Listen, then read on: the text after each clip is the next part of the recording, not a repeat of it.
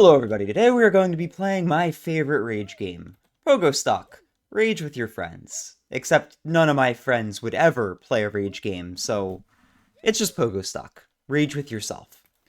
And I'm doing this because I kind of want to make a video on rage games, and this is my favorite one, so yeah. I find them to be very interesting, but this video is only going to be as long as it takes for me to beat this map.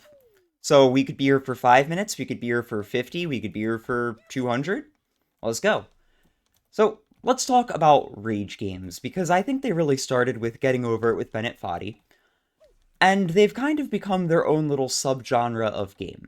And to me, a rage game isn't just a game meant to make you mad, it's a game based off of some sort of mechanic that's kind of hard to wrap your head around, it's a little bit difficult to get used to, and at its core, it's pretty simple and, at least for the good rage games, consistent. So that would be like Jump King, for example. One sec. I hate the character sounds in this game, so I'm gonna turn these off. Um, so I know that there's some way to do this. Character sounds. No. There we go. That was a thing that they added in an update, and I am so happy they did. Anyway, so a rage game will have a mechanic that is consistent, but not easy. It's like, in this game, you are always hopping. If I'm not touching the button, I'm still bouncing, because I'm on a pogo stick. So, if you hold down square, if you hold down square, you get a higher jump, and you, like, stick to the ground for a second. If you do a flip, you get a higher jump. That's all this game really is. It's a little bit clunky to get used to, but it is not as hard as... It's not intentionally awkward, right? Like, Getting Over It, they made the controls intentionally awkward. This game, any awkwardness tends to come from weird geometry, not from the game itself. So that's one of the things I really like about it. I also just feel like I feel cooler playing this game than I do something like Getting Over It, where it just feels kind of lame. But, so, like I was saying, a rage game typically has an easy premise. So in this case, you know, you're hopping with a pogo stick, and you could do cool tricks, like you could stick to walls, and you could re-angle your jumps when you stick to walls. And then they take that premise and they make it harder and harder. So there's maps other than this first one that are really difficult. Like, if I was doing those instead of this one, we might be here for 6 hours easily. Because I'm not great at this game. I'm better than it looks right now, but not great. So I know that Markiplier made rage games very popular. And that was largely because when he would play them, he'd get very angry. Personally, I've never understood that. Let me say that right now, I am the worst person to watch play a rage game, because I find them to be genuinely relaxing. Like, there's something very zen about this, right? Where all I'm doing is I'm climbing this mountain. There is no success, there is no failure. I'm just playing the game, and I'll keep playing the game until either I win, or I decide to put it down for a minute. This game in particular has a lot of cool things you could do too. Like, if you notice these two guys in the background, they're playing in tether mode, which lets you connect yourself to another player, and it makes it so you kind of have to do like a tandem thing in order to actually climb. I've always wanted to try it, but like I said, none of my friends would play this game with me. But no, I think rage games are, at their core, very simple games that have depth through emergent gameplay. Which is a very complicated way to say, you have a basic premise, but the way that you can push that premise makes it harder or easier. So let me just show off real quick. In this game, you can get bigger jumps than normal by falling from a big height. So if I jump off those trees, I can get these really high jumps. But you do slowly lose height, at which point you do need to try again. You can also wall jump, like I said, and there's just a lot of, like, little things you can do. And that makes it so that every time you go up the mountain, you can kind of brute force it into working the way that you want. And you really do get a lot better at it as you go. I don't know. I really love the design of games like these because I love seeing how much you can push a basic game or a basic mechanic. And a lot of the time, rage games are unique. Like, a rage game is not going to play like a generic shooter. A rage game isn't going to play like a generic platformer. They have their own, often completely unique mechanics because the game is frustrating because you don't know how to play it yet. And that frustration, if there was more to the game, would likely push a lot of new players away and your game would never succeed. Or at least that's my theory on why we've never seen like a third-person shooter rage game or like a MOBA rage game. Because how would you even get into that? You know what I mean? Maybe MMO is a better term than MOBA. You know, I've been making videos. Fuck, I'm gone. Wait. Yeah, see, there we go. So I fell, but then I recovered. And now I'm gonna fall again? Fuck, I laughed because your face gets red when you fall. But it's no big deal. You can just climb right back up. That's what I mean. I don't know. I've never understood getting angry when you're playing a rage game because the whole point of the game is you fall. So I kind of judge it based off of how much do I enjoy playing it and how much free time do I have to kill at the moment. Because realistically, what I do is if I want to play this game, like say I've had a long day of work and I just want to do something brainless for half an hour, I can put this game on. I could put on some brain rot music. I've been listening to Bird Brain lately, which if you want to find that, just look up Bird Brain song. It'll be there on YouTube. And yeah, I just play the game, I vibe, I enjoy it for what it is. That's kind of the trick to, I think, a lot of games, is just enjoy them for what they are. If they're not for you, that doesn't mean that they're bad on their own. But yeah. I, so a more... Okay. So a more thought out video, right, on rage games would probably be talking about how they take one mechanic and push it to the limit, but that mechanic is usually difficult due to being unfamiliar. And then they intentionally make it hard, right? So the rage isn't so much, oh, this is a bad game, it's, this is a hard game that's weird. Granted, sometimes you do have games that are just meant to troll you, but for the most part, I don't think those are usually very successful. I should really make sure I'm recording voice, or else I'm about to be really sad. In fact, give me a second, I'm gonna do that. One thing about this first map, by the way, there's a lot of little pseudo checkpoints. So like right here, I realistically can't fall too far down because I'm in a U. This person's struggling. Alright, let's just make sure I'm recording. I am recording.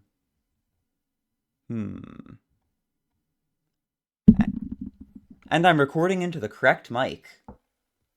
Done that before. Okay. I also have my coffee. I usually do for live commentaries because I'm a tired person. Oh, yeah. Ugh. So yeah, rage games I think are really cool. I don't understand raging at them because, you know, for the most part, they're usually not bad games. And I enjoy playing them. This one in particular is my favorite. So here's the first time I could really fall. Well, there we go. Back when I played this game more, I had like setups that I would use to make sure I always landed these. I've not played this game that much lately, because life's been busy, dude. I'm really happy that my series on trying to make new friends is doing well, by the way. Like, a lot of people really seem to be resonating with that. But it also means that every day I'm waking up and usually having something to do. Or if not every day, like every other day. And that is pretty rough. Ah, I'm gone. But I'm back. Whoosh. What's another thing I want to talk about? Oh, right. Horror games. Horror. I always struggle with that word and I hate it. But horror games are another thing I've wanted to talk about, like, more in depth. Because atmospheric horror is such a cool style, right? And it's not even games where I could talk about it. I could talk about it in film as well. But horror is a very saturated genre, and it's funny because it actually shares a lot of DNA with rage games. Not in terms of not in terms of gameplay, usually, although god, a horror rage game would be funny. But they tend to be pretty basic, right? But instead of relying on difficulty, they rely on atmosphere. So, like, you could have Release Phasmophobia, which had practically nothing into it compared to the modern day game, but it was just so atmospheric that it still picked up popularity. There are skips you could do in this main map, by the way. I'm not doing them. We're gonna chill. And I think that's just really interesting, too. Whoosh. Oh, I fucked up. Wait, and fucked up. Yeah! I really love how you could save your fails in this game. That's probably why I like it so much. But, yeah, I want to make a video on horror games and atmospheric horror and, like, how jump scares are kind of cheesy, but, like, good horror games have really good atmosphere. I'm sure that video's been made, but, you know, add my little take to the mix. Why not? One thing about live commentaries that I always struggle with is I feel like I have so much I want to say. So what I do is I'll make a list before I actually start of like, here are topics so that I'm not just playing the game silently and failing to entertain. But a lot of the time when you're actually playing, one, it's a really hard mental exercise to play a game, especially a rage game. I don't know why I'm choosing this one. Especially a rage game, right? And also think, how do I talk? Make sure I don't stutter. Make sure that I'm actually playing the game well. Because I stopped watching Game Grumps at one point because I felt like they never were actually trying to play the games they were playing.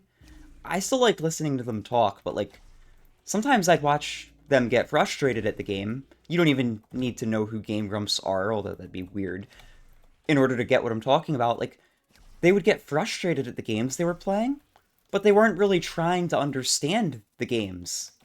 So you'd watch them fail something multiple times and get annoyed, and it was like, dude, you're not even paying attention. Of course you're not winning.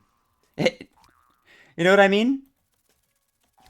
Like, imagine somebody playing your favorite game and not interacting with half of the mechanics and then being mad at it. Wouldn't you be like, what do you mean, dude? Oh, we're getting into the harder part of this game, by the way. So yeah, I, I don't want to do that. So if I'm ever going to play a game and talk, I either don't get angry at the game when I do mess up, because, like, doing this while talking is not easy, especially if I'm trying to keep a coherent through line to this. Or, I actually try to play the game well on top of talking, which is harder, but makes me feel more satisfied. I don't know. What's your favorite Rage game, if you have one? Whoop.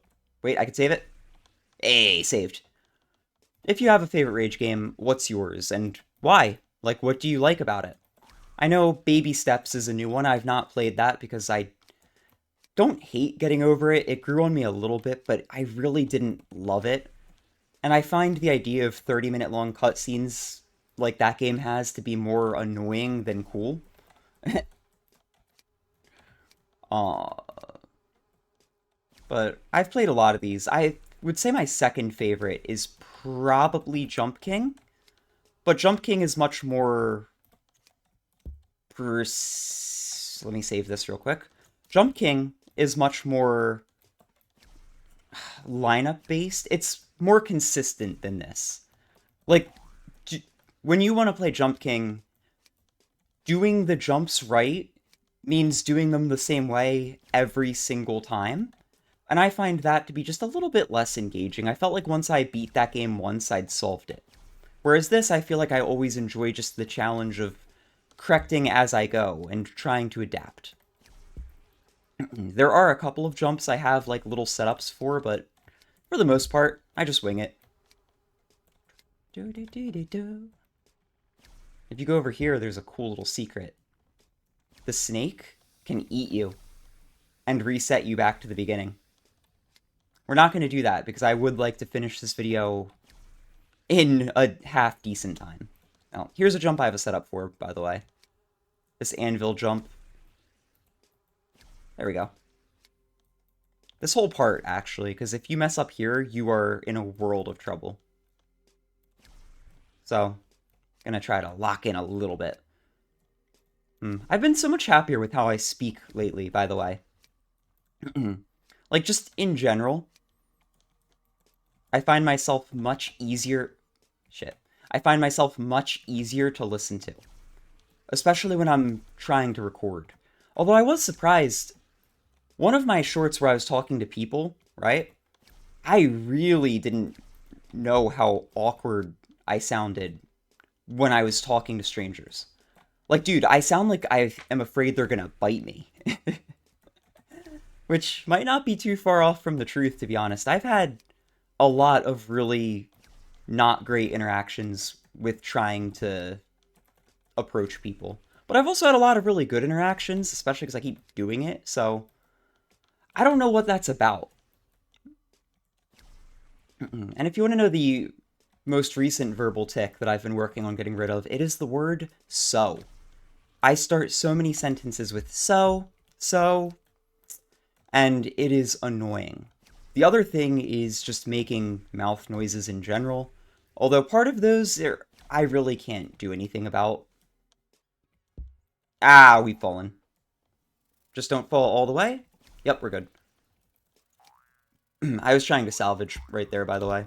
Which is why I like this map. On the second map that they released, which is by far the hardest, there is almost no salvaging. If you fall, you are gone. Whoop.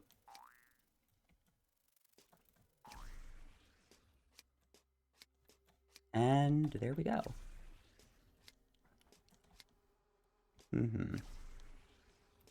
I just enjoy the process of self-improvement, truthfully. I always want to get better at whatever I'm doing. If it's content creation, I want to get better at speaking, I want to get better at presenting myself, standing in camera, and just life in general. I don't know. You do have... Things just feel better when you actually have goals. Whoa, saved. And yeah. I think I made a short that I'm not sure if I'm going to post it to YouTube or not, but it was basically like... Hey, perfect. It was basically like... One sec, gotta lock in. Yeah! Ah! Alright, well, that's gonna add 10 minutes to this video.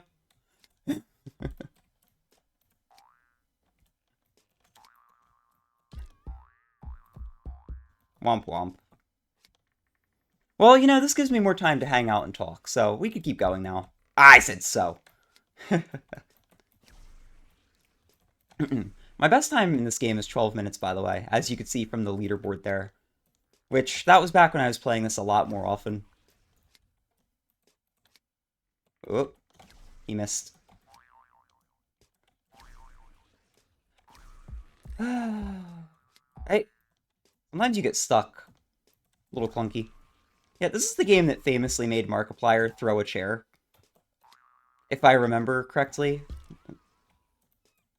I remember watching that, just being like, yeah, he's going through some stuff. That's a lot of the time. When people get too mad at video games, right?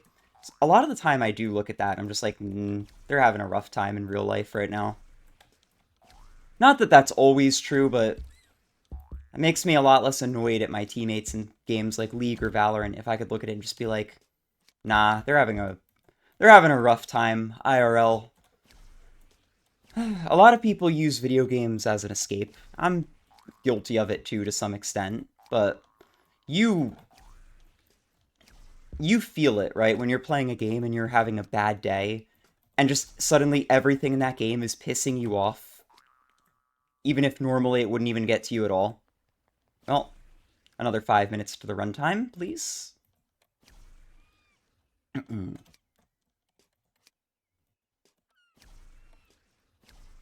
And that's kind of the thing, right? Rage games are cool in that they're unforgiving, but they're also not made, they're not good for you when you're already having a bad day.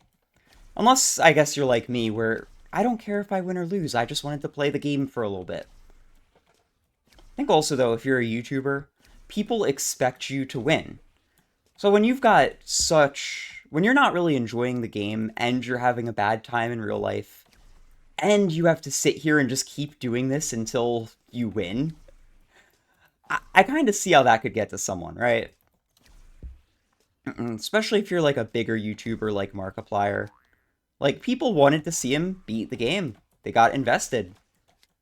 And it's hard to walk away from people's expectations.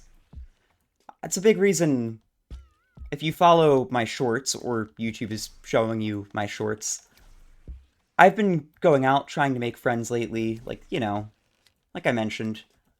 And making that initial video where I asked for help was terrifying, because I was sitting there thinking, okay, if this does well, I am locked into doing this.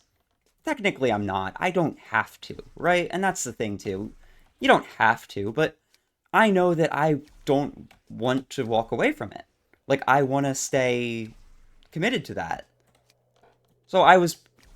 So when I was posting that initial video, I was like, I am really nervous about this. I don't know how people are going to take this. I don't know if this is a good idea. What if everybody treats it like a joke and just gives meme suggestions? So, see, I keep saying so. It's not as bad as some people's verbal tics, though. Have you ever heard somebody tell a story and they tell it like this? Okay, I've got to get into the right headspace for this, because this is how some people in my family tell stories, and it makes it so hard for me to listen. So I was out at dinner last night, and like somebody walked over, and they were like, he was like, he like said that like he was like thinking that like I was like really like he was like I think that you're like cute. I can't keep doing this. I'm gonna drive myself insane. But this isn't even an exaggeration. I had to sit through that yesterday, and it took everything that I had be to not just say, can you please stop saying like? Specifically, he's like, she's like, they're like. I don't know.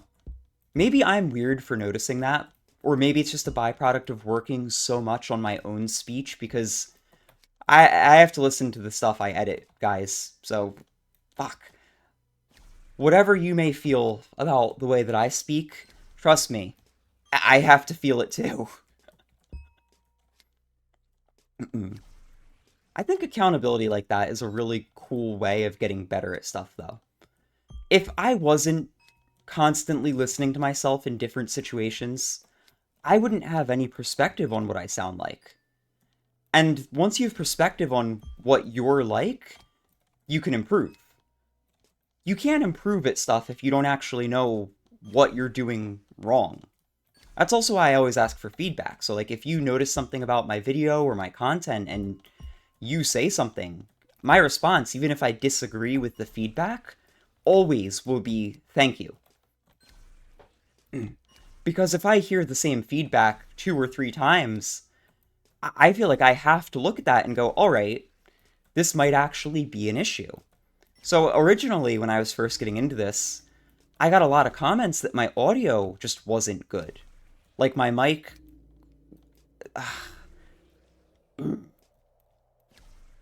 Like, part of it was delivery, but also just my mic setup was not very crisp. My audio mixing was all over the place. I wasn't using any filters or... Hey! Bastard. Might be able to jump right back up. I could not jump right back up. Well, I weep. So the feedback that I kept getting was, oh, your audio isn't good. Your audio isn't good. So I took the time and I actually learned how to make a proper mic setup in OBS. And beyond that, in Audacity. Audacity is what I use for post commentaries. And once I got that going, I stopped getting those comments about my mic quality being bad. Now, is it as good as it could be? Probably not, but I'm not a sound engineer. I am a programmer. I am a content creator, I guess, by definition, but it's good enough that it's not taking away from people's enjoyment enough that they leave a comment. And that's not the goal. Obviously, I'd love it if it was perfect and amazing, but it's good enough that it's not a detriment. Which, you know, fixing stuff that is actively harming your chances at whatever you're trying to do is one of the best things you can do for yourself. Like, with anything.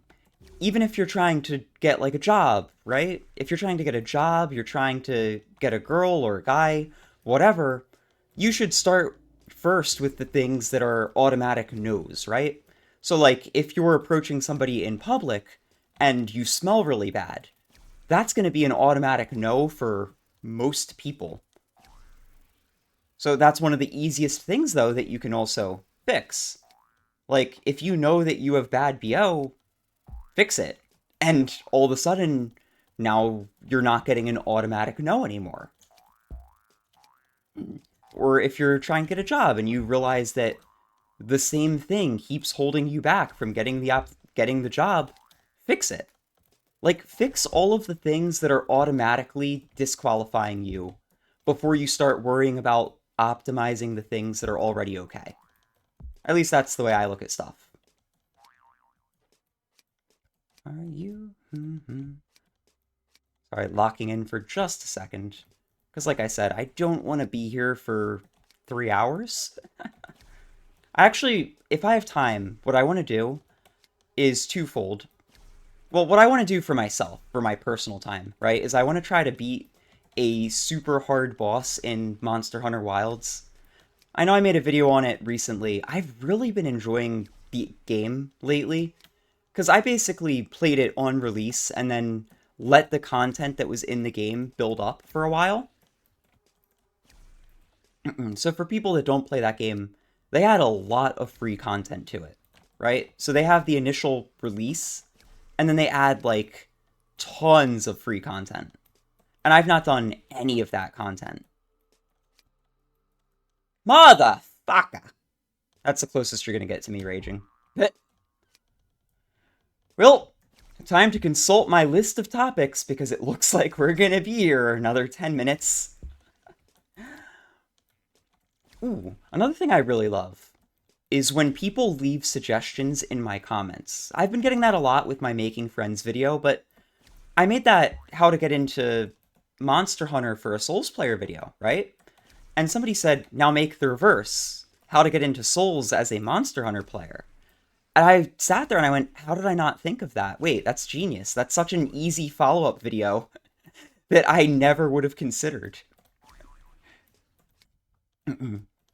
Or even what sparked that video was one of my more consistent viewers, right, who I see leave comments a lot, mentioned that he was considering playing Wilds because mentioned he was considering playing Monster Hunter. I don't know if it was specifically Wilds, but that he didn't really love the demo. And I was like, oh, I had that same problem. I did not like Monster Hunter when I first played it. I should make a video basically for this one person just to talk through my experience, because, hey, I know one person would probably appreciate that. What? The other thing I need to do tonight, and this is going to be my Making Friends video for the day, because it's a Tuesday. There's not that much to do in terms of like going out other than just talking to strangers at their job or something. The other thing that I would like to do today is make my dating app accounts for friends only. And that one is going to be really interesting because I've never had success on dating apps. Ever. I know that's a very common thing for guys, but I've not had a single match. I've tried them multiple times now. I've tried them for multiple months. Most recently, I spent 2 months trying to get a single match on Tinder. So what I would do is I would swipe every single day, right? Without fail. No matches.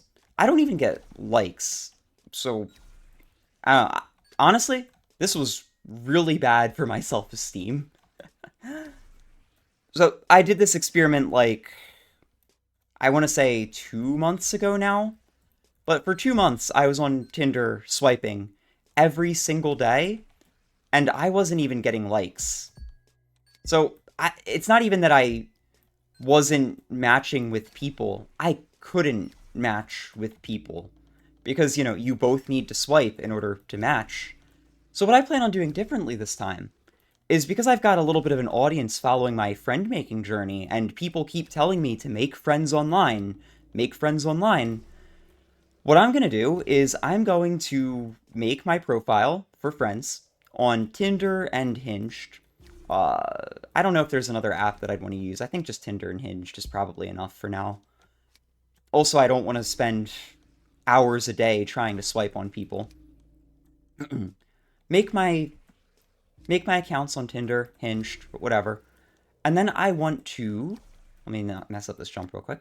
And then I want to take like those profiles and show them to my audience online and be like, all right, full disclosure, I've never had a match before. These apps have never worked for me. So what I'm going to do, instead of trying to make the profile as best as I can, give me some feedback on this. If you're a woman and you're seeing this, would you swipe? If not, why? And I think that will get me better results and feedback than, you know, anything else. Shit. Whee! No, don't do it! Okay. I thought I sent myself off again. So that's today's agenda. Or maybe this video will come out after and I'll sound crazy for talking about it, but that's what I gotta do. I'm going to ask the internet for feedback on my dating profiles because, like I said, and everybody hated me for a bit when I kept saying this, am I just unattractive? Like, are my pictures bad? Is my profile bad? What's going on? But obviously, none of your friends or family can really give you the same feedback as a random woman, or man, I guess, if I'm making it for friends only. I'm straight, for whatever that matters. But no one would give better feedback than someone who's actually in my target demographic of, hey, when you look at this, what do you feel? Like, what does this make you think? Why or why not would you swipe? You know? And your family can't really give you that aspect of the feedback. I'm going to jump way too high if I jump here. Well, oopsies. So, yeah. That's the goal for tonight. Get that video out. And then 2 days from now, I've got that crafting event for, like, arts and crafts at the local library. Looking forward to that. I'm gonna probably try and draw. I don't have many crafts that I can do. I can just leave that there. I don't have many crafts that I could do. I'm not great with my hands in general. Oh. But that is because most of my crafting ability involves computers, and I really don't want to bring a computer to the library and do something with that, because I'd rather, I don't know, computers just give a wall in front of you, right? Where if somebody has a computer in front of their face, you sit there and you go, they're busy. I really want to try and actually connect with people, and that means doing anything I can to eliminate the barriers that could make interaction difficult. At least that's how I see it. Mm-mm. Speaking of Monster Hunter, I plan on streaming that at some point. That was one of the suggestions for making friends, and yeah, kind of look forward to that. I want to do a lot of the challenge content back to back to back. See what people think. Ah, man. I underestimated how rusty I'd be at this game. Honestly, though, I'm not doing that bad. That jump that I've missed twice now is by far the hardest in the game. Oh, well, I'm gone. Whee! There we go. Ah. Hmm. Here's an interesting topic. Does anybody else find it very hard to be honest about themselves? What I mean by that isn't that, like, you're constantly lying about things. I'm not saying that. I'm saying I've found, and this is a thing that I've become aware of recently, my motivations for what I'm trying to do and why I'm doing it, and even how I feel, will change a lot depending on my mood. So if I'm feeling like everything's great and I'm on top of the world, like, I tend to be a lot more positive about things. I tend to let things go easier. I tend to just be more chill, which obviously everyone is, but if you ask me why am I doing stuff, my answer tends to change on any given day. So, like, why do you care so much about trying to find a girlfriend? Which I've more or less given up on that endeavor for the moment because I'm just too busy now, I feel like. But when I was in a bad mood, I'd be like, I don't know, because I just want somebody to care about me. But if I'm in a better mood, my answer becomes something like, well, because long term I want kids and I can't exactly do that alone. I guess I could foster, but there's something about the idea of having a family and like having a wife and having kids that appeals to me. Like the entirety of it. Not just kids, but just the idea of like a happy household. Right? And that's what I'll say when I'm in a good mood. But then like when I'm in a bad mood, it's like, well, cause I don't know. I feel like nobody ever wants me. And maybe like both of these are true to varying extents. Wait, I gotta lock in and I'm not clutching this. Womp womp. Like both of those can be true at the same time, but the interpretation that I pick depends on how I'm feeling. God, at some point I might just shut up and actually finish this game, by the way.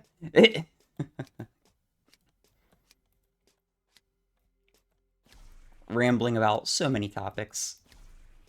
I don't know. The main thing is, I just really want to show up. Right? Like, when I think of my favorite characters, like, what resonates with me is never their success stories. It's always the fact that they don't quit, right? Like, imagine if Batman got his back broken by Bane. Batman got his back broken by Bane. That is a hard sentence, right? And he just went, well, being a hero is not for me, and he quit. This hero would be awful. Like, the inspiration would be gone. You know, heroes are defined by their low points. And for me personally, I just find giving up to be very, very difficult. I've been told I'm stubborn. I don't know. But, whoa, I'm getting scared.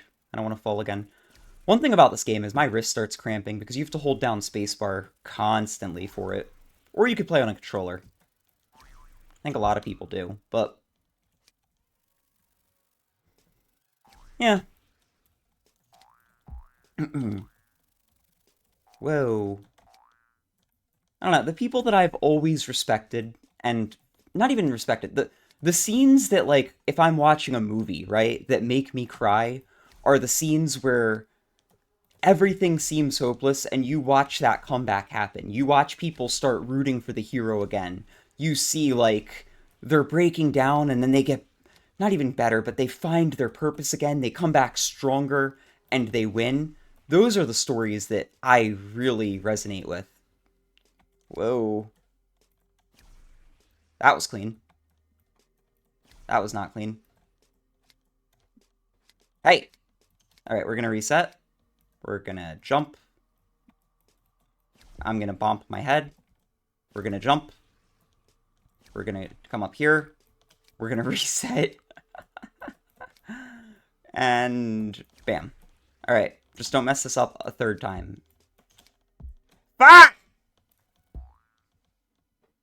And I'm in Narnia. Alright, let's consult my list of other things to talk about, I suppose, because once again, we're gonna be here a while, I guess. Oh, man. One thing I didn't think through about this video, right? This is the point where if I was playing normally, I'd probably turn the game off and just be like, I'll finish tomorrow. I can't do that, can I? Not when I've already committed. I guess I could, but then I'd be lying, and I'm not a liar. Shh. Okay, we're fine. Ooh, how about something my audience might actually be interested in? Gaming. So many people have recommended video games as a means to make friends, but this is kind of my engagement with gaming, right? Like, I'll find games I like, I look at the things I like about them, and I just play them because I enjoy them. And nothing about this is really social. Sorry, I need to stop choking back laughs. I don't like how that sounds on camera, but nothing about this is social. This is just... I'm just playing my game on my own, relaxing on a Tuesday because I feel like doing this. There's not a community here. But even when I would play stuff like Final Fantasy XIV or RuneScape, I would always just play on my own. Like, no part of me ever went, oh, I need more people to enjoy this game. Like, I don't know. I get it. It's just kind of a weirdness for me, but even Valorant, I would use voice chat all the time in Valorant. I never even got a friend request, dude. And, like, I never would send them either, so I guess part of it's my fault, but I don't really get it, you know? And I've said this a couple times in comments. I think part of it might just be I don't play games enough to really make a friend off of them. So take Monster Hunter Wilds, for instance. I've said I've been playing that lately. What I'm going to do is I'm going to beat the content I want to beat, and then I'm not going to touch that game for 2 or 3 months, minimum. So how could I actually make a friend on that game, right, when I know that I'm not going to play? Same for League of Legends, same for anything. I just don't have a game that I play that often. I could try and join a community, right? Like, that'd be better. I think, there is a Helldivers 2 community that I actually looked at that I was like, you know what, let's try and join them, because that's what I keep getting recommended to do. But how often do I actually want to play Helldivers? And the answer is maybe once a week, if that. So am I going to actually make long-term friends gaming when that's how I engage with it? I don't know.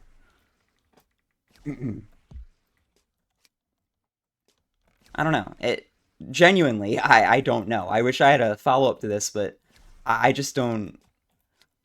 For people who have successfully made friends with gaming, what relationship did you have with the game that you made friends in?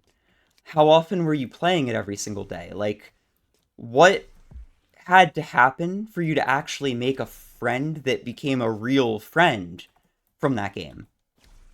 You know what I mean? And that's kind of what I think is really being revealed to me through this friendship series is I don't really have things in my life that I'm doing... Fuck you, game. I don't really have things in my life that I'm doing every single day that would result in consistently interacting with the same people. And the things that I do have are pretty gated by, like, money. So, for example, I like my dance classes. I like dancing, but I don't have any peers there. I have older people that I'm friendly with, but would definitely not be inviting to my birthday party. And I've got the instructors who I'm friendly with, but it feels weird because I'm paying for their time. So, how do you call somebody your friend if the only way you ever see them is you spend money? It's like saying that you're friends with a waitress. You could be friendly with them for sure, but to me, a friend requires some level of them voluntarily spending time with you outside of obligation. That was a good way of putting that. I'm really happy with myself for it, but yeah. You know what I mean? I need to stretch my wrist, by the way.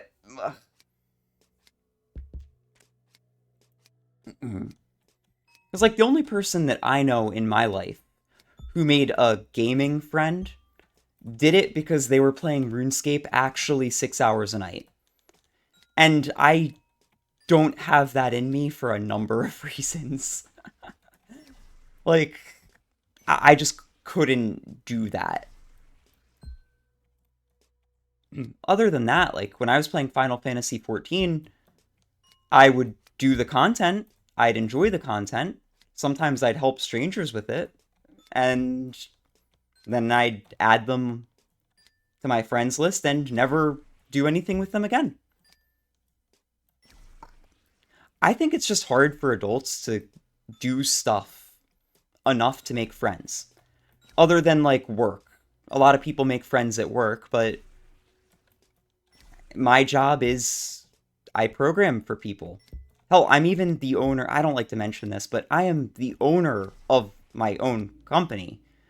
So I don't even have employees. Technically, I could hire someone, I guess, but I don't need to. And I kind of intentionally limit the amount of work that I take because I want enough that I'm comfortable. I don't want to be working all the time. The whole reason I started my own company was because that was a sick jump. The whole reason I started my own company was because I didn't want to have to grind away at work 24/7. I wanted the freedom to go, all right, I'm going to work on a game for a little bit, and if any of my contacts get in touch with me, oh, this person has the same drip as me. If any of my contacts get in touch with me, I'll make a quick $1,000, $2,000, and then I'll keep doing my own thing. Oh, that was the plan. Honestly, it kind of did better than I expected. And now I have moments where I don't have free time, but for the most part, I do. And that's what I wanted. But it does have the unfortunate side effect that I can't offer any employees full time jobs, and even if I could, then I'd have the weird issue of, well, can I really call an employee a friend? Not really. Not when I'm paying them, because it's sort of an abuse of power, or there's a power imbalance there that makes it feel not great. So much like how I can enjoy dancing with my dance teachers and enjoy talking to them while I'm there, I feel like I can't actually be friends with them. Like, it doesn't really work because they're just my teachers. It's not as bad as if they were like school teachers for sure, because they're at least my age. But yeah. Hey, I do not want to mess this up again. So I'm gonna lock in, lock in, lock in. Perfect. Perfect. Up we go. Once you make this jump, most of the rest of this, by the way, is not that hard. Come on. I want to be set free. I want to be able to stop yapping. Oh my god, thank god. Oh, but there's like definitely it just feels really hard to find environments that I feel like I can actually make friends. Like it's not hopeless for sure, and I'm not hopeless. I think I'm getting better at speaking to people and speaking in general, if nothing else, but I don't know. I am deeply, deeply struggling with it. And beyond that, I hate feeling like people only value me for money. Oh, I just messed this up. Wait, I didn't. It's savable. It's savable. It's not savable. Dak. Shoot. I have a consistent way of doing that jump. I just freaking forgot it because I've not played this game in so long. Womp womp. But yeah, that's kind of that's been the real struggle is finding environments where I feel like I'm valued as a person and a peer and not as somebody's paycheck. I would definitely have gone insane by now if I didn't have a good group of real friends. It's just I've had the same friend group since high school, which for me was 10 years ago now. I mean, I'm only 26, but I left school early because of anxiety problems. Not that I like to talk about that too much, but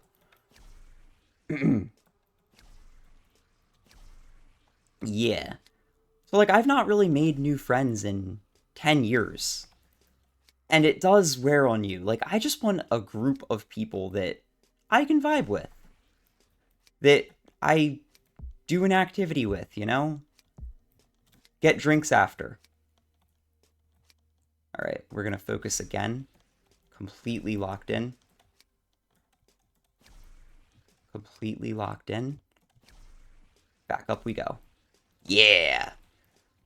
I just know that there are people watching this right now that are like, how are you not pissed off, my dude?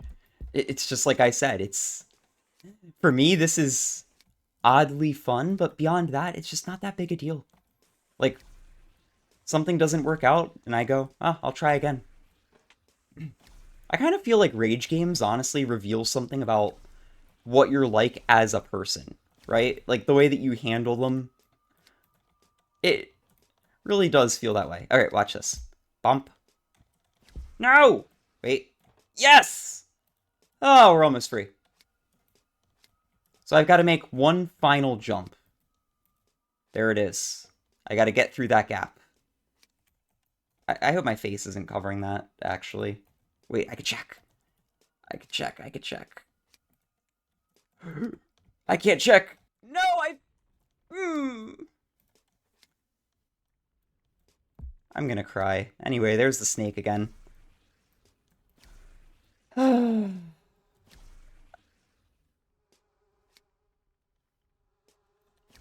could have just won.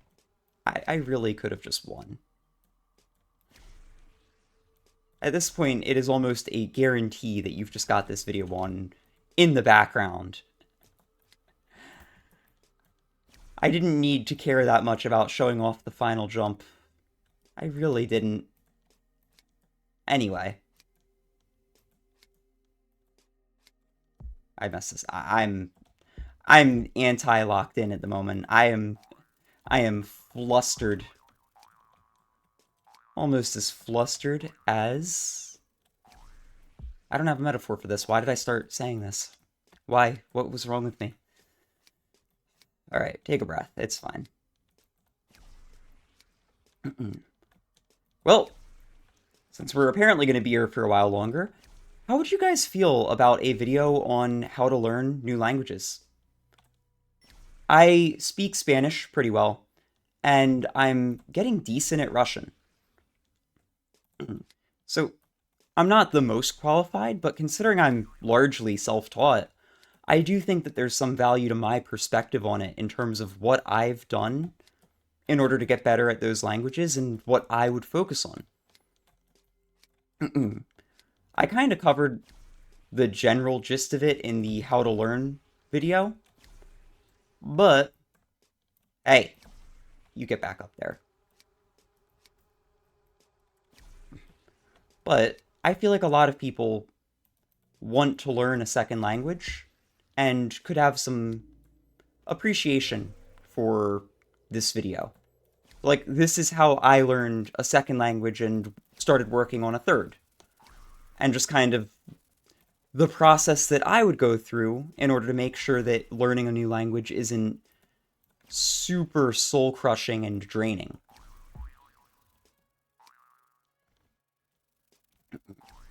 I don't know. Oh my god. I need to pause and take a drink of water soon at this rate. I thought this would be like 30 minutes at most. I didn't think I'd be effectively streaming. Streaming without an audience. Dude, the original YouTubers were built different. Like, the people that would just talk on camera for multiple... God! I hate that he's wearing the same outfit as me. I actually... One of the only things I don't like about this game is, ironically enough, other people. I hate having other people on my screen when I'm trying to play a game like this. But anyway, I missed it again. It's okay, we could recover. Well, we recovered and then we unrecovered. Fix it. There we go. Now, trying to talk for multiple hours straight, especially day after day, right? I feel like I get away with it a little bit because I only do a live commentary that's actually long once in a blue moon. So for me, I've got a ton of stuff to talk about every time I do a new live commentary. Like my friendship videos, the fact that my Instagram's doing pretty well, it's got more followers than my real one already. Uh, the fact that I really love TikTok's editor, like the video editor. There's a lot of things that I could just kind of talk about, right? If I had to make another video just like this tomorrow, my god, I would be scratching my head looking for a topic. I messed that up. Fix it. Fix it. Perfect. Like, I think there's only so many times... I hate that there's someone else here. I think that there's only so many different times that you could do a longer video like this, right?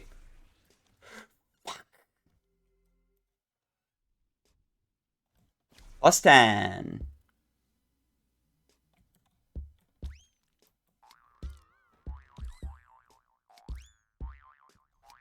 Alright.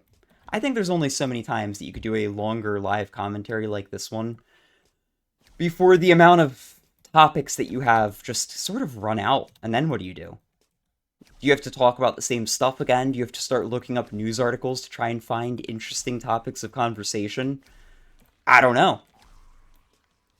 Part of me almost wants to watch Northern Lion's original like series that took off, but I think he just mostly talked about what was going on in the games to get around the fact that there's only so many interesting things that you can do in a day, right? Like, eventually you will hit the limit where you've talked about everything in your life. Maybe you could talk about it with slightly different spins on it, or you could tell, like, oh, I went to the grocery store yesterday and this happened, but how many stories can you get in a day? Well, maybe that would be a fun video all on its own. Go out and try to do as many things in a day as possible. That could be kind of neat, but... Whoa. Lag. Why is the game lagging? What person joined from fucking Japan that is ruining my server?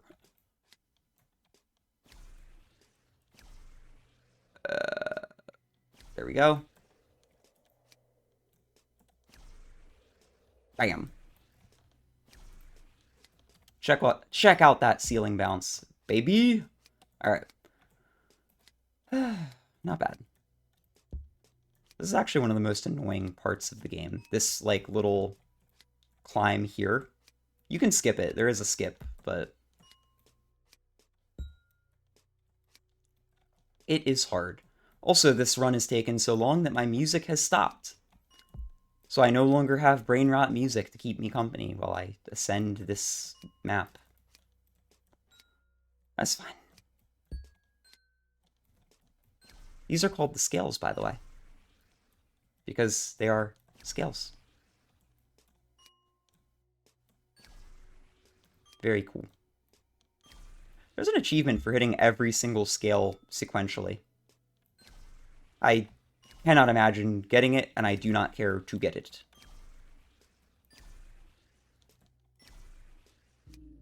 There we go. Nice and easy. I'm probably going to turn the game audio way down, though. Just because I don't know how annoying this constant pogo stick sound will be. So I want it to be like ambient background noise. I don't want it to really take up too much of the video. Boom. And we back. Hello once again, audience. Oh my god. Yeah, it is very difficult to fill a large section of content with yapping and to keep it fresh. But like everything, it's also a skill. And my favorite part about YouTube has been the way that I've noticed it's made me a better speaker in general, right? Prior to YouTube, I definitely had a lot of verbal tics that I have ironed out. And I've ironed them out ridiculously so. Reason being, I just hated having to hear them so much in editing. Come on. Stop. Ah! If you... No, actually you can't. My first couple of videos, I had to get rid of so much footage because of filler words, such as like, so, and it was exhausting because it actively took away from my enjoyment in listening to myself. And I went, well, if it's taking away from my enjoyment, I don't want other people hearing this. If I can't stand it, they're not going to like it. So, my editing process got so much better as soon as I started just working on my own speaking. Like, specifically working on it outside of... Fixed. Saved. Specifically working on it just in the context of get rid of filler words, speak more clearly, fix your audio, fix your posture, fix your speaking, stop being so harsh on certain sounds. Right? I don't know. I love self-improvement in every capacity.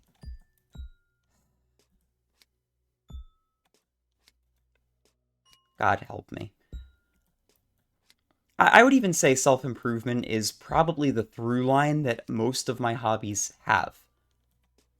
So like with gaming, I like games that challenge me. With like, what do I do in my leisure time? I run. I teach myself a new language. I go dancing. I want to get better at it. If I can't measure how I'm getting better, I don't typically enjoy it very much. Even like a game such as League of Legends, I play that because I get direct feedback on my improvement game by game. More so even with games like Valorant or Overwatch, because League is a game where a bad teammate really can mess up your rank. It can mess up your, like, performance in a game. Whereas a game like Valorant, back when I was into that, every single game, I just tried to make the most of my own stats. This also means I've never understood people who only have fun when they're winning. Right? Because for me, winning almost doesn't matter. What matters to me is how well did I do? It's like, oh, we lost. It's like, all right, but I did okay. It's like, oh, but we're losing. It's like, okay, but I'm playing my character really well. I'm enjoying this.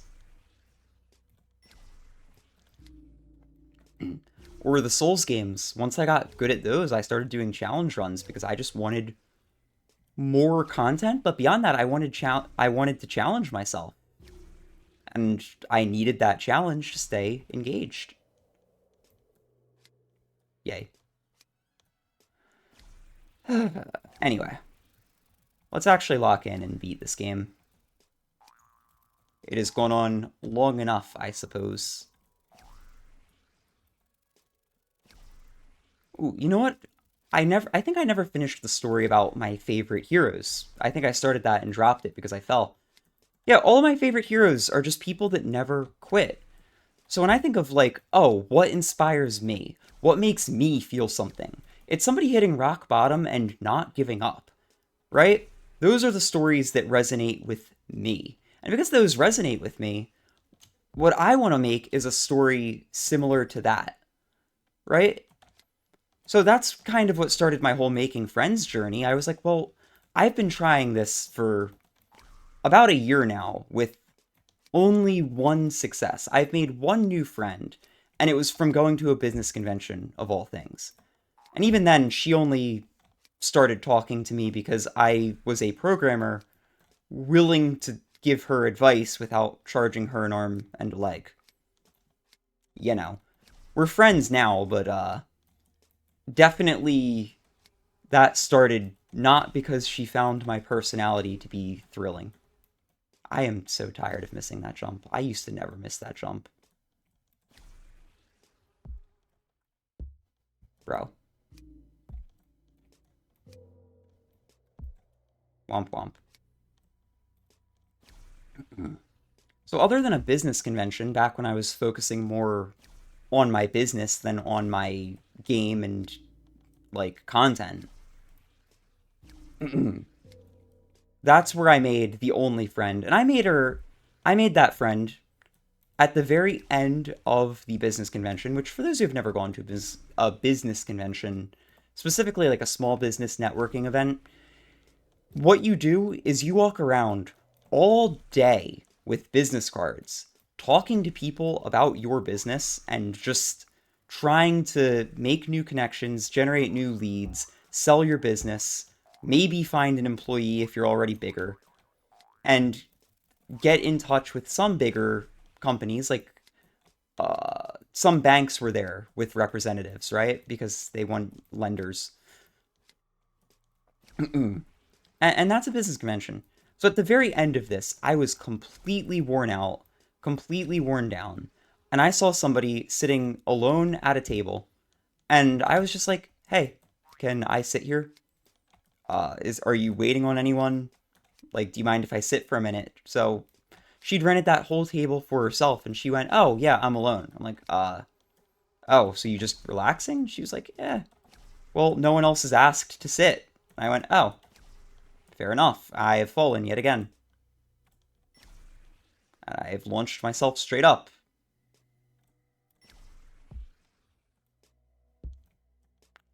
There's really going to be a point where I just say, all right, I'm going to beat the game and shut up now. So we talked for a bit. I said, oh, would you like to get like a coffee sometime? We eventually got that coffee because she wanted to ask about a project. Not even for me to do it, just in general. But we hung out for about 2, 3 hours. We had a lot of very similar perspectives because anyone who starts a business tends to be pretty self motivated, pretty self critical, and very much driven, right?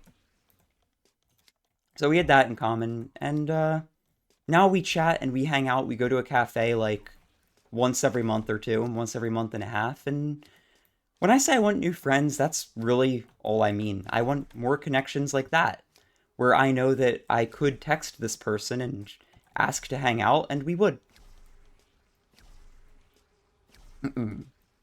I don't really need more lifelong ride or dies. I value connection. And more than that, I'd value having people that cohabitate spaces that I'm in, right? So fencing, tennis, whatever. Like, I want people that I can do stuff like that with. We're going to lock the hell in for a second. Lock in. No. Lock in. Lock in. Okay. Nope, still locked in. We will talk in a second. I will get back to you in a second, chat. I have officially hit the point where I am tired of talking and I want to win. Alright, we're up. We are now safe up until the next big jump. Anyway. Yeah, like, I don't need ride or die friends. I just want people that I'm connected with. You know, I want my own little social network. I want a web of people that I can hit up and chat about Helldivers for a second. I can talk about dancing too. I can talk about, like, oh, hey, I've been learning shuffle lately because I still do practice shuffling. Want to see a video of it? And then they can watch that video and they could be like, oh, that's really good, but I think it'd look better like this. And I could go, oh, yeah, great idea. Like, I'm describing a friend group, right? Like, I just want a friend group. Anyway, let's make this jump. I beg.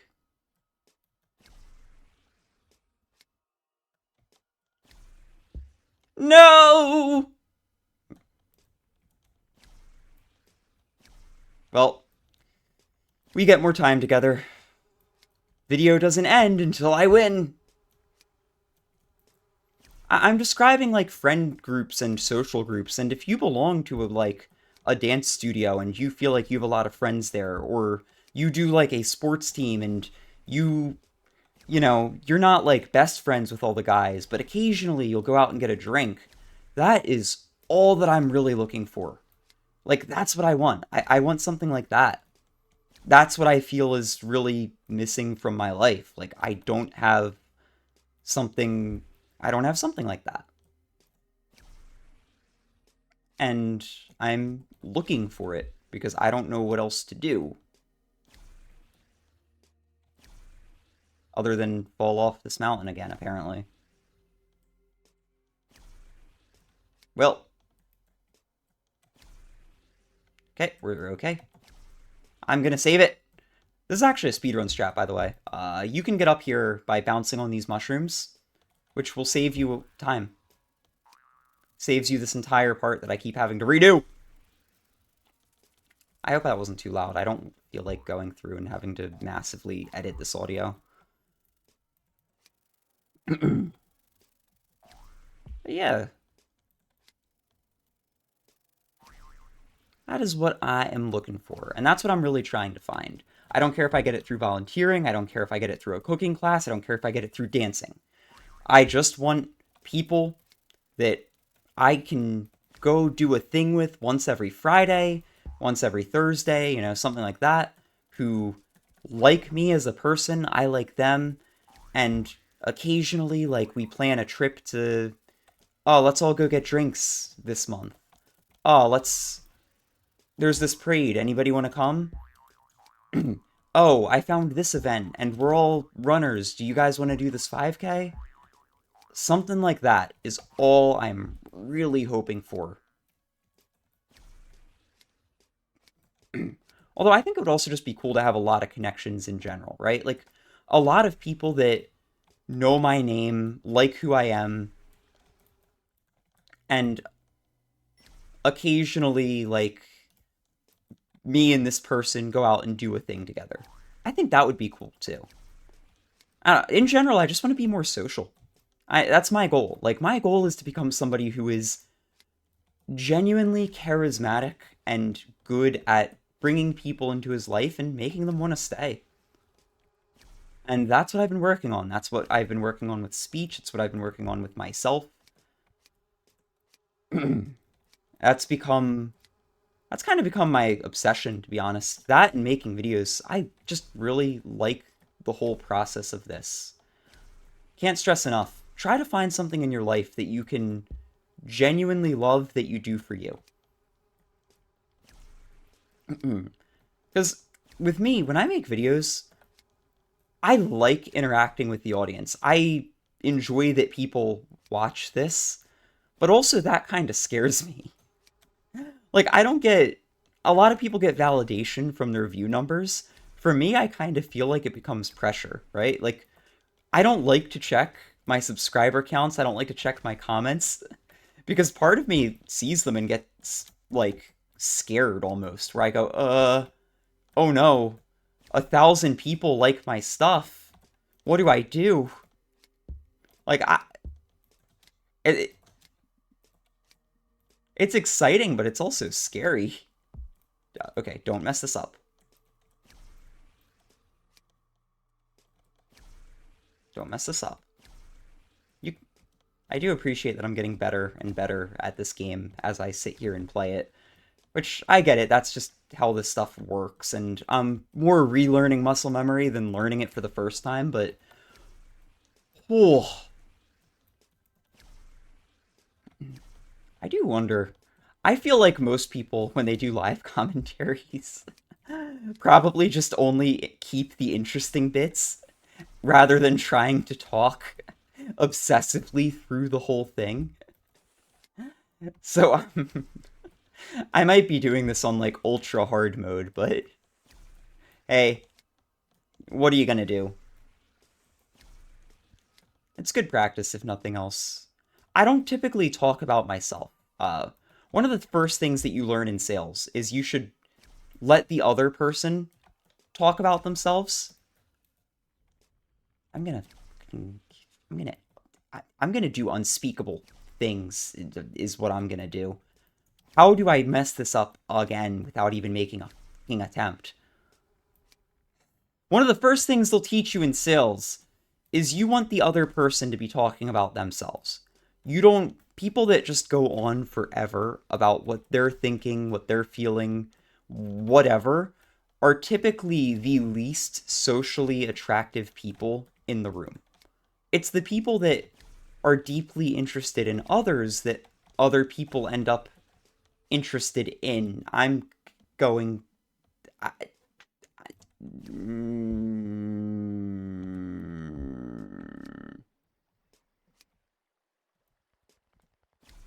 I can always just quit. I can always just upload a 5 minute long video on cooking fruit salad. I really could. Nobody has to know. This footage doesn't need to exist. Alright, we're gonna default to... We're gonna just talk about another thing, I guess. So yeah, one of the first things that you learn in sales is you want to give 80% of the focus on the person that you're talking to. You don't want to be talking about yourself. You want to let them feel like they are super important to you. And it's because people generally care more about themselves than anything else. As just kind of an objective truth. Like, at any given moment, your main priority is going to be what is going on in your life. Maybe not if, like, a friend of yours is going through a crisis, but in general, you're thinking about your life through the... You're thinking about your life. Your perspective is you. You're not thinking, oh, what is this stranger going through? You're not thinking, what are 7 billion other people dealing with right now? You're thinking, oh man, money's getting pretty tight and I don't like my job and I'm really stressed about that and I've got to work more hours. I've got to find a way to make more money. Oh, maybe I should do content creation because that could work for someone. Oh, but I'm not interested and I'm really anxious, so like I don't want to do content creation. That's what most people's internal monologue sounds like. They're not thinking, "Oh, I wonder what this stranger is up to." So when you're talking to someone, one of the first things that you should know is if you want them to care about you, care about them first. Even YouTubers, I think a lot of people enjoy listening to YouTubers that kind of verbalize their own inner struggles in a way that they can connect to.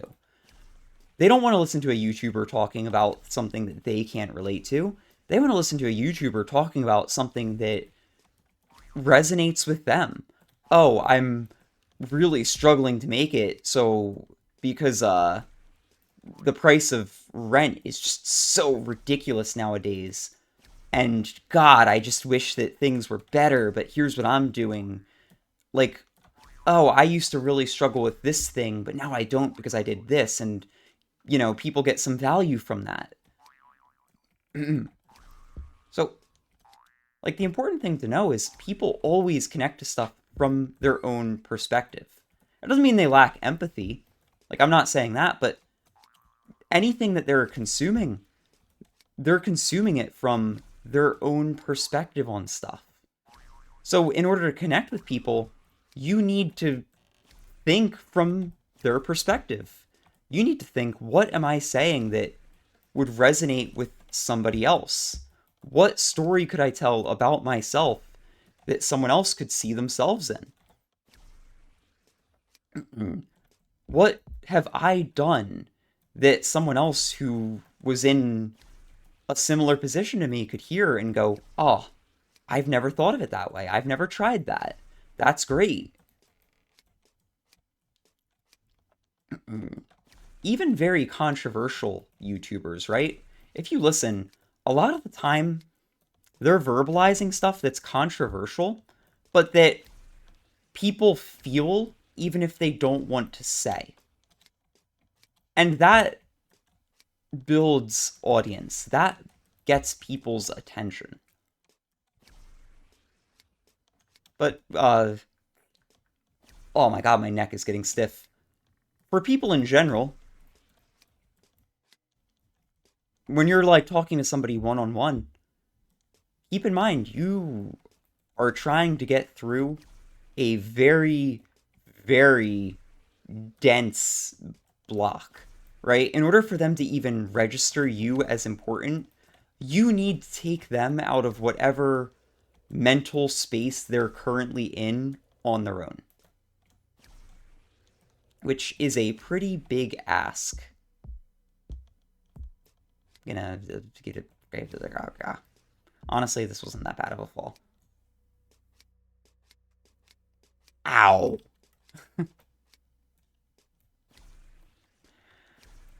That's the other reason I don't game a ton. My body is not built for it like it used to be. My wrist is starting to hurt.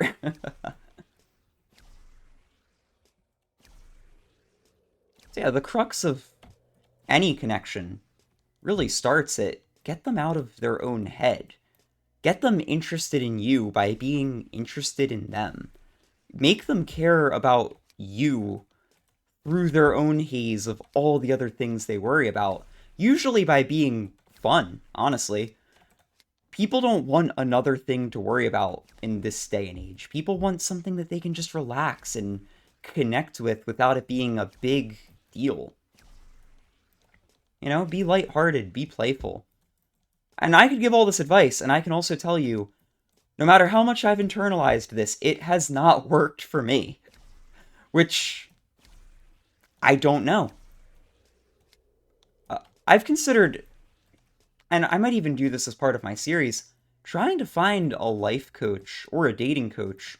Someone who would go out with me for a night, right? And watch me interact with people and give genuine feedback on how I did, what I'm doing wrong, and why I'm not getting any results. I would take a dating coach, to be honest, because I think dating is a very good, fast social interaction litmus test.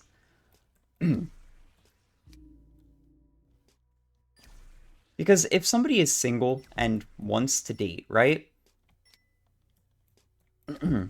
Whether or not you can get them to go out with you on a date is a really quick little test. It is as simple as getting their number or giving them yours and trying to plan something eventually. And if they're not interested, they will just say no or not answer.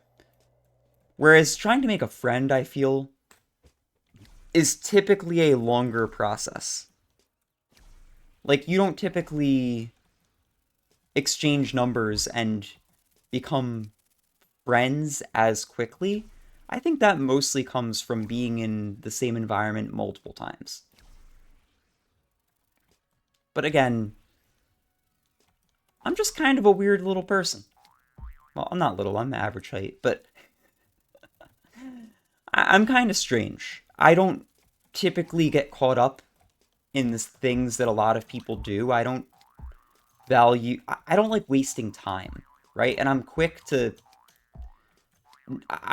leave if something is not for me.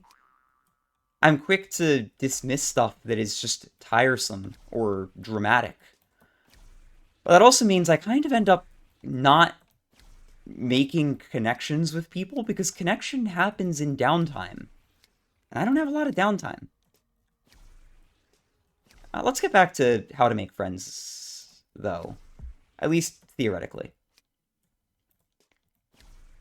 A lot of this is from the book How to Win Friends and Influence People, which, God, it annoys me so much how many people fail to take the advice of that book, but make fun of it for stuff, right? The biggest one being there is a whole chapter on how important it is to actually remember people's names, right? Like, if you remember someone's name, especially after a while,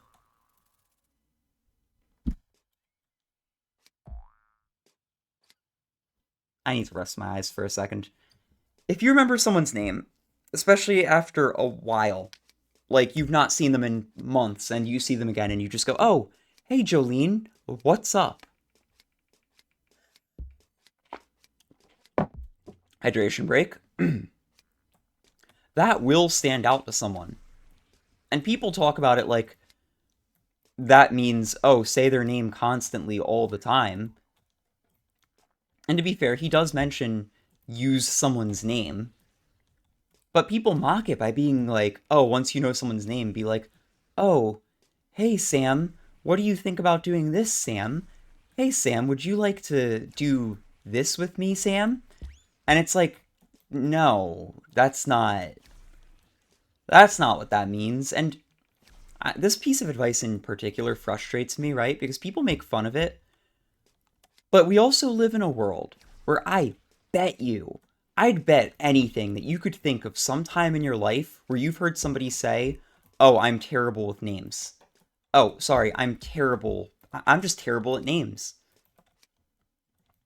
If you've ever heard somebody say that, they are failing at socialization 101, which is your which is like the book says, you should be making an effort to remember people's names. And that's what it is. It is an effort.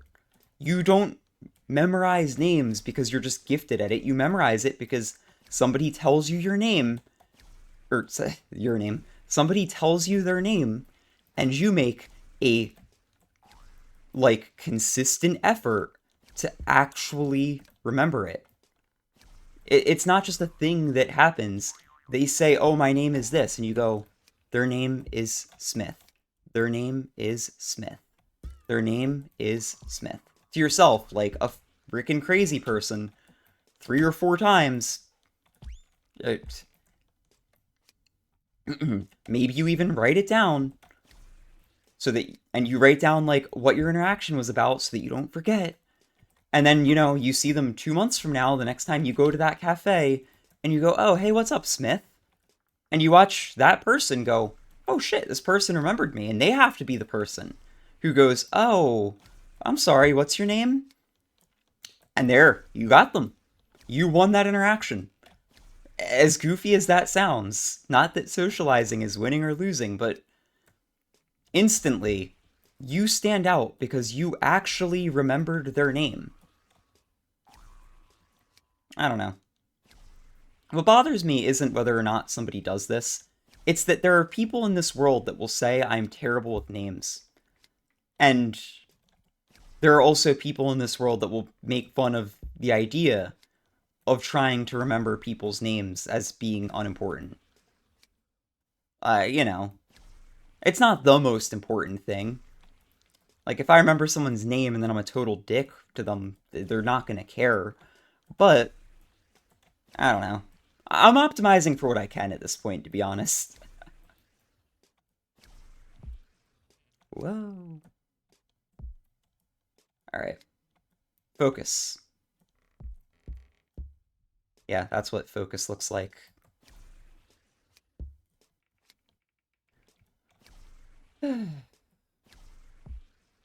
This and that final section are really the last hard parts of this. I'm about to put on my music again, though, just to have something to listen to. Music is an interesting hobby. One that I have never really gotten into because I listen to such random things. Like, I'll go from hard rock to Japanese songs to metal to country. The only thing I don't really like is like scream rock. So like heavy metal isn't really for me. Death metal, but everything else just depends on my mood. If I want to focus and like really get some crazy amounts of work done, I put on some hard rock, like or even metal. If I don't just relax, I'll put on either Japanese acoustic music or like not really country. I like country music when I'm driving. And then I've just got a bunch of alt songs that I enjoy. I'm trying to think, what's a song I've been listening to lately? Ooh, I've been really enjoying. I'm one of the weird people who still listens to radio in the car for the most part, just for the novelty of it. I like finding new music like that. I've really liked the song "The Great Divide" by Noah something. I'm honestly surprised I even know his first name. But yeah, if you want to know, every time that song's come on lately, I've been rocking out to it. It's a very nice. I don't know what you'd call it. It's a very nice song. The message behind it is nice, right? I I appreciate anyone who puts out just a positive message in their art. Speaking of messages, one thing I've been considering doing is making the second part to that horror series that I started, which I call it a series, but I actually just made one video so far. So, horror series. But I've had the second video planned forever. It's just kind of a pain to make. Again, I don't want to be somebody who locks themselves into a niche. I want to get better at doing a little bit of everything. Should honestly probably start including streaming. I have one friend who's been telling me I should be streaming for ages, but like it's just not really my vibe, man. But is that a real excuse? No. I should just be doing it. Similar to how I should just stop messing up this jump. I'm gonna have back cramps from sitting in this chair so long. That's a fun story. When you listen to people that are successful, right? So many of them have stories about times where they were just unhealthily obsessed with working. Matt Mercer is a person who stands out. He is a voice actor, right? But he's also really successful for making a thing called Critical Role. And I'll just give a quick little rundown for someone who's never heard of him. Critical Role is a YouTube series where a group of friends would play Dungeons and Dragons, which is a board game where you role play. They would play Dungeons and Dragons together.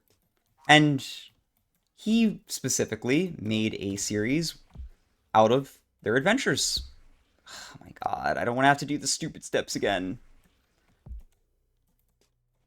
But Dungeons and Dragons is a game that has some really funny moments in it, especially if you're playing with players that are really into the game. But it takes effort to turn Dungeons and Dragons into a successful video. So what he did was he was editing the sessions. And at one point he spent so long editing that he tried to stand up and his back gave out on him. He strained his back from sitting in a chair editing for so long. And when I think of stories about how people say, like, oh, to be successful, you need to be obsessed, that's always what comes to mind, right? Like, he was making a silly little YouTube series on something that a lot of people don't even like, Dungeons and Dragons.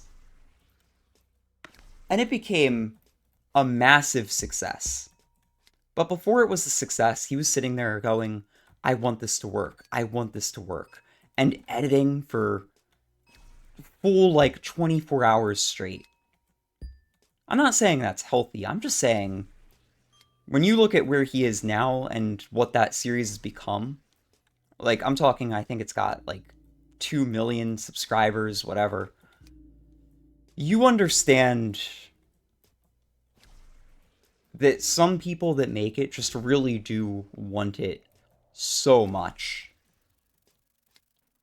Ugh. The fact that no one in this lobby has won yet, by the way. And the fact that they're all still playing. Maybe I should be messaging these guys. Like, holy shit, what is keeping you here? And I could tell you what's keeping me here. I said I'd win before I ended the video. And when we're an hour and 34 minutes deep, it's really hard to quit. Sunk cost fallacy's a bitch. But, like, why are they still playing, dude? Don't they have anything else better to do? Oh, nope. Alright, wait. Part of the issue is I'm just not locked in. Eye strain is real. That was a sick save, though.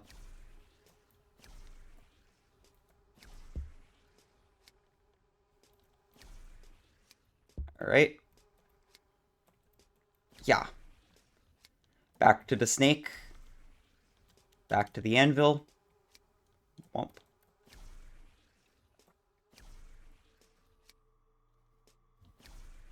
I don't know. I'm starting to get it. You do hit a point where not trying feels harder on you than trying.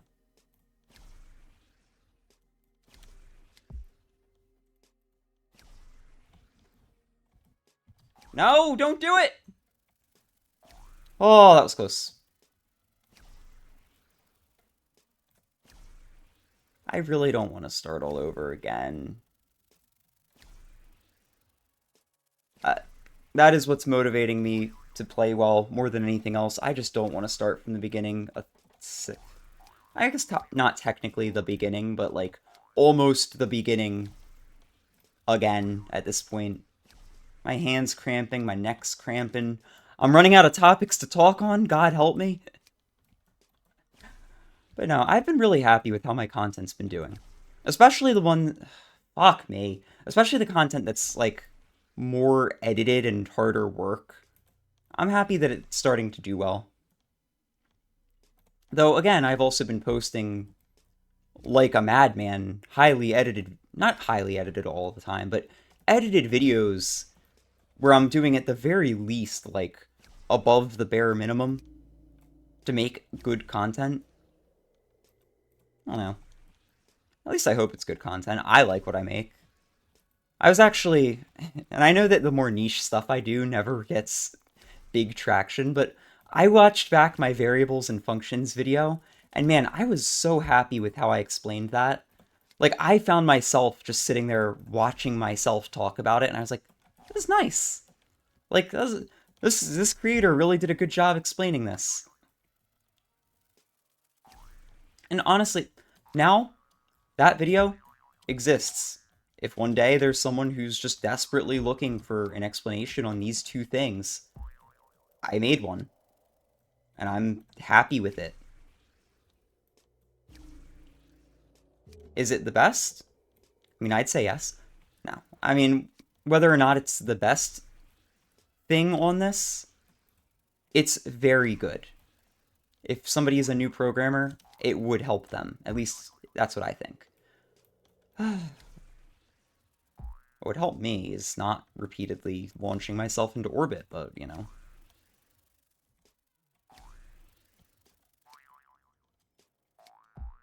Boing. Watch any good shows lately? I know a lot of people don't care for it, but this has been a very good year for anime. The only one that I've personally been watching is ReZero because that's like my favorite series ever. Talking about main characters that you really resonate with. Ever since the main character of that show said giving up is hard, I've loved that show. Because that's exactly how I feel about it. I feel like giving up is one of the hardest things for me to do. I'll complain, I'll bitch, I'll moan, but when it comes to actually quitting, I mean, I just don't quit. It doesn't matter. It's harder for me to quit than it is for me to keep going, even if I really should stop. So, like, the main character has a whole long speech about how giving up is so hard and he just hates who he is, but he doesn't know what to do. He feels powerless, whatever, but he just can't quit. And I really resonated with that because that is exactly how I felt at one point in my life. Yeah, I don't know. Any series like that for you guys?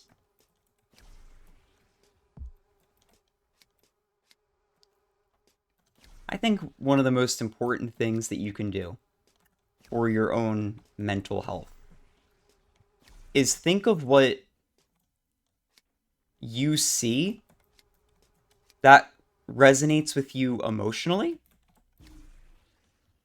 right?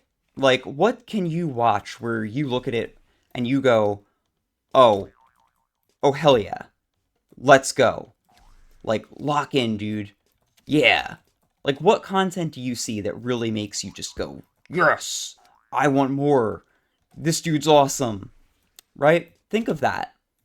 And then, if you're not having the best luck with your own mental health, think of if you're currently living in a way that embodies the thing that you really like. So for me, it was the idea of like always trying your best no matter what, right? I've always idealized that. The idea of putting in this effort, this grind, and like, not like gym bro motivation grind, but like the world is against you and you go, well, I'm going to keep trying anyway. Like, it's not even, oh, I'm going to work 24/7. It's, okay, it's hard, but I'm not going to quit. Like, I'm going to reach for my dreams no matter what. That message has always resonated with me. But I wasn't living up to it. Like, I wasn't going for my dreams. So I wasn't happy with myself. And the answer to why I wasn't happy with myself was, well, am I living up to the thing that I respect, the thing that I look at that makes me feel something? And the answer was no. Like, I'm proud of what I do, but being proud of something and being emotionally moved by it are different. You can be proud of the fact that you worked a 15-hour shift, but you're probably not going to be emotionally like, oh, I'm doing something that matters if you work a 15-hour shift at your local McDonald's. You're not going to go, oh, yes, this is me. This is my peak. I did it. I'm going to be talking about this to my grandchildren when they ask, what was your best, granddad, what was your best memory? It's like one time when I worked at McDonald's, I worked a double double. Like, granddad, how did you survive that? Kid,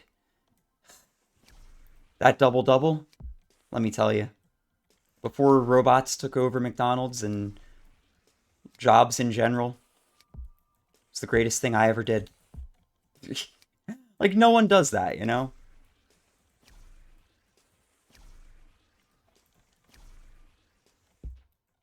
So yeah,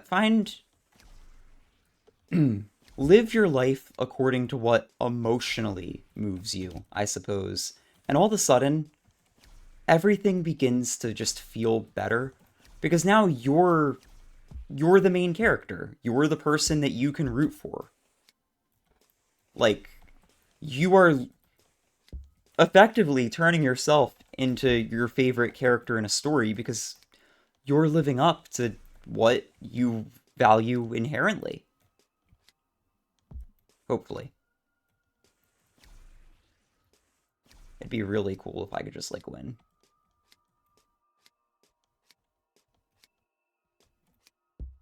Bump. No, please.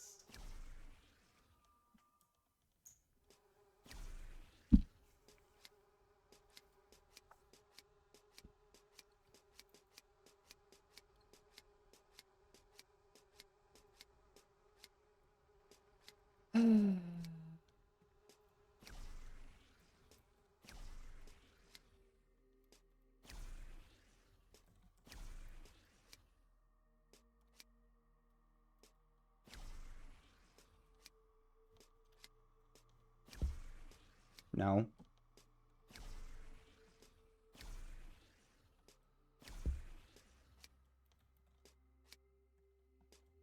We will get back to this discussion after I'm back up.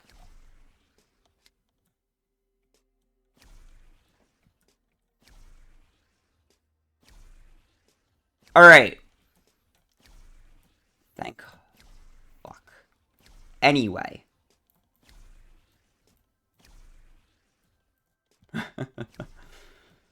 Really going for that 200 minutes. Anyway. Yeah. Something that you're proud of and something that emotionally moves you aren't the same thing. Right? You can be proud of something that you don't actually give a shit about. Like working at McDonald's, for example, like I just said. You can be proud of that, but you probably don't really care. You're not sitting there going, oh yeah, this gave my life value. You could be proud of the fact that you're a hard worker, but like, you're not going to look back on that and care. You're not going to look back on that day and go, I did exactly what I want. You know what will make you feel that way? If you want to be a musician and you spend your shift at McDonald's every minute of your downtime, you're sitting there and you're penning song lyrics and you're working on that, right? If you do that during your shift, and then you get home and you sing that song and you record a little bit of it, maybe you get the instrumental down, like just the basics of it. That is going to be something that you wake up the next day and you're like, all right, yesterday was a good day. Like, I'm really proud of yesterday. That is how you actually start living a life where day by day you can look at it and go, all right, I'm proud of this. Oh my god, I'm finally free. All right, just don't up. Cool. Just like moves. All right, we've got one more jump to go. And I feel like we've done a good mix of life advice, existential dread, breakdowns, how to make friends, whatever else. We've got one more jump to do, which is this one here. This one is unfailable. It is just a grind. So basically, you can gain height if you're a little bit sideways when you land, and then you fix your pogo stick. And you just have to do that until you can get enough height. This is the final obstacle. And my god, do I want to do anything other than play this game at this point? I don't know. The point is, since I started focusing on content creation, working less hours for other people, and making my game, which I've not said this anywhere, but if you made it to the end of this video, may as well. I've been working on a game which is basically like if Balatro was chess. I know that recently something was made similar, but I don't care. My version is cool. I'm not going to look at anything on that other version because I don't want to copy them. I want to make my own thing. And that is almost done. Like, I need to do graphical touch-ups, and I need to do graphical touch-ups first and foremost. That is rough still. And I need to add a couple more, like, difficulties. But the main crux of the game, I have 50 different special effects that you can get, right? So there are 50 different, like, buffs and power-ups that you can get in my chess game. And I'm, like, super happy with it. It also needs a balancing overhaul, so probably in the next month or so, I'm going to start bugging my real-life friends, and maybe a couple people on YouTube if they are interested, to just test the game for me. Maybe give me, like, oh, this is overpowered, this is too weak, there's never a reason to take this because of this, that type of stuff. You know what I mean? But, yeah. Part of why I wanted to build up a YouTube is because, yes, when I make stuff, I want to have an audience that I can tell, like, oh, I made this thing, I'm proud of it, I think it's cool, check it out. Anyway, this has been Pogostuck, talking, live commentary, until I win. It's going to be really funny when I'm at the start of this game, and I mention how, oh, this could be done in 10 minutes. And then people check the runtime and it's a 2-hour video. But, yeah. Let's win. Now you get a fun little cutscene.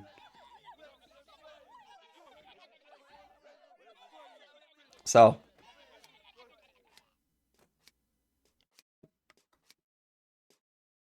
the whole point of this game, you're a bunch of cavemen. One guy invented the wheel. You invented the pogo stick. And because of your journey today, the pogo stick is now the new means of transportation, not the wheel. That is Pogostuck. Rage with your friends. A rage game. Didn't rage. Like I said, I'm the worst person to watch react because I kind of find these relaxing, but definitely would not have kept playing if I didn't commit to the bit for the video. As always, thank you so much for watching, and until next time, see ya. Oh shit, where am I? Is this map 1?